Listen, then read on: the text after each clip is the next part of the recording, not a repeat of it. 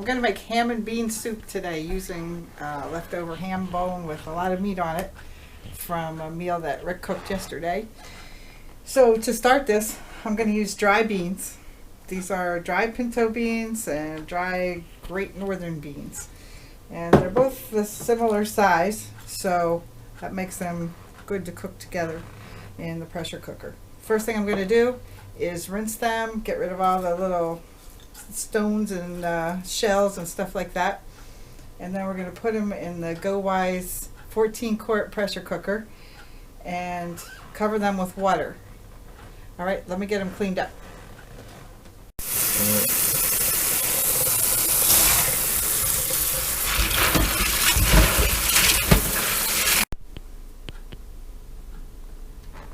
All right, this is the biggest pressure cooker that we have here.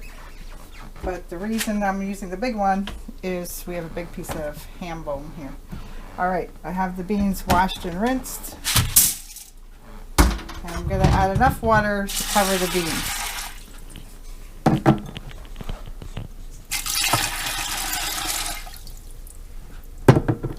All right, that looks like plenty. That's almost 4 cups. Now I'm going to cook this for 10 minutes to pre-cook the beans.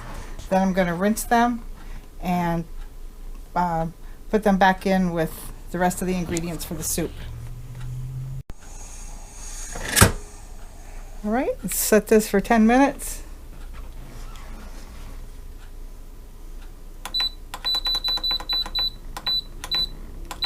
This will come up to pressure, cook for 10 minutes, and then I'm going to release the pressure manually.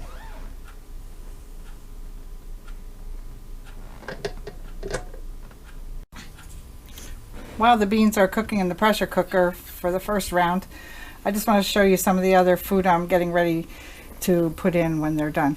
This is about 2 cups of shredded carrots, matchstick carrots. If you buy them by the bag, it's about half a bag. I'm going to use a Vidalia onion, and this is fresh thyme. Can you smell it? It smells so good.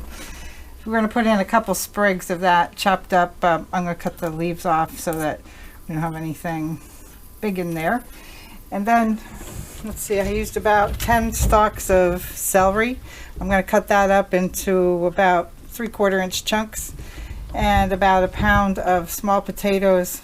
I'm going to cut them into quarters. So I'll get that all ready while the beans are cooking. All right, I'm going to let the pressure out. And I'll be back when the pressure's out of the vessel. All right, the pressure has escaped. Let's take the lid off and take a look.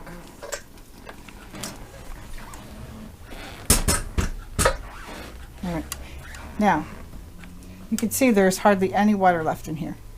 I won't kid you, cooking beans in a pressure cooker takes a little practice to get the right amount and the right softness of the beans. And one reason that I like to do this in a 2-step method is that you can actually check on the beans in between and adjust your second cooking time based on how they are. Now these are still hard, but the shells have split in some of them here, and a lot of the water was absorbed. So what I'm going to do is drain these now and rinse them and get them ready to go the second time. As you can see, this is the biggest pressure cooker that we know of, and it has a lot of great uses in our kitchen. Look how 4 cups of beans puffed up here.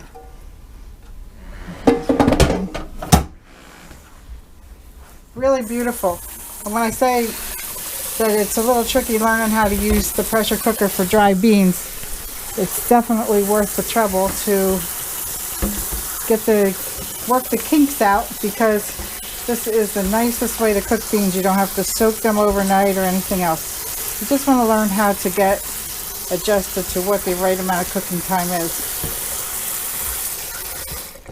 Let me show you a little more closely now that they're cooled off a little bit.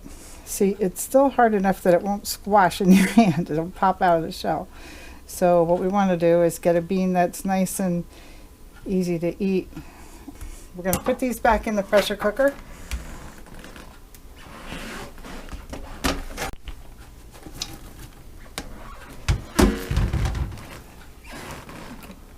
Now we're going to add some of the rest of the ingredients.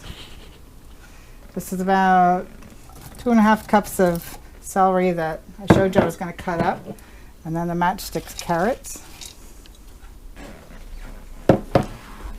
Then I also have the chopped up thyme and potatoes and onions. All good ingredients.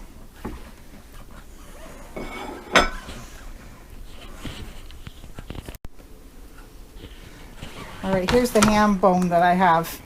This is from a Celebration ham that came from Wegmans. I don't know if you've ever seen the hams where they put the foil on it so you can handle it as you cut it. But it's a very special ham and it's very delicious. And yesterday Rick cooked the ham and we had a nice ham dinner, and then this is the leftovers from it. And I'm going to use some of this meat as cubed up meat for the soup, and then we're going to cook the bone right in there with the vegetables to get some extra flavor. And this was a beautiful ham. And the reason I'm showing you this right now is Easter's coming, and a lot of times we don't know what to do with our leftovers. Well, here's an example of what to do with your leftover ham. Alright, so I'm just going to cut these up into little spoon-sized pieces so that when we pick up a spoon of soup, we have something that has some vegetables and some ham chunks all together. Nice flavor with the beans. So I'm going to cut up these chunks and throw them right in the pot. Then we're going to add the bone that's left. Now, I cut off a lot of the meat and as much fat as I could cut off so we don't have that swimming around in the soup. But you can see the nice bone and marrow. And the reason we're using the ham bone here is we're making some bone broth inside of this soup. And that gives a lot of flavor. Okay, so I took the foil off so it can all soak in here. Now I'm just going to bury it a little bit into the vegetables to make it fit. That's a huge piece of bone. And I'm going to nestle it down there a little bit.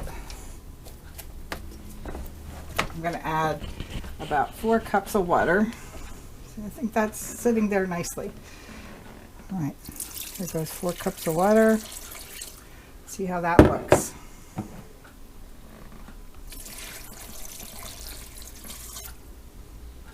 Yeah, where's the water? I think I'm going to add a little more water.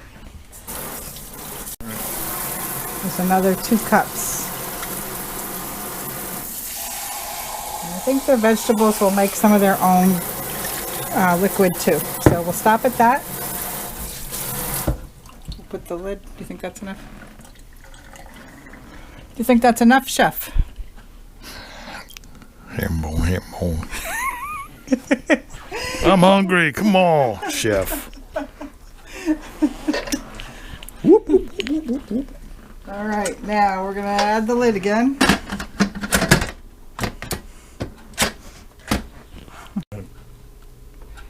All right, I'm going to set it for 20 minutes and we'll be back after the pressure escapes naturally.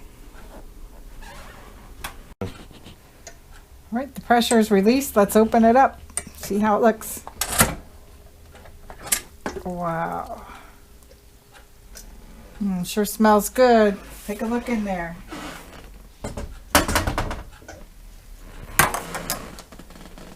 Okay, there's lots of nice soup. There's lots of nice broth in here now. All right, I'm going to take the bone and the big ham hock out of here. That's heavy.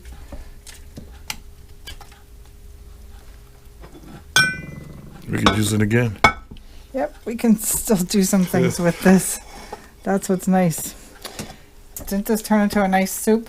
Let's put some in a bowl and make a couple servings at the table.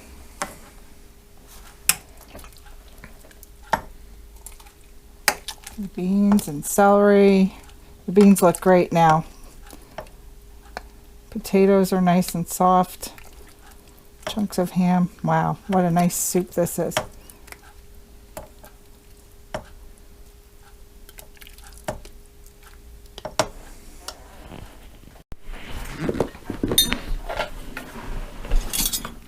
Is it on? Okay, we're going to enjoy our... I need a fork. What do you need a fork for? Chunks. Use your spoon. I gave you a big spoon. Okay, we're going to enjoy a nice ham and bean soup dinner. And it's really hot. Be careful. Cheers. Cheers. Mm. The beans are nice, huh? Would you bring a baguette? What about the baguette? Lots of nice tasty broth to dip the bread in.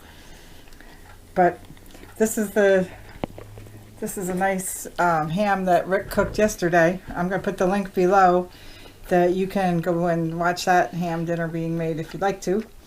And watch some of Rick's other videos. They're really good. And also I'll put the link to this pressure cooker, the GoWise 14 quart.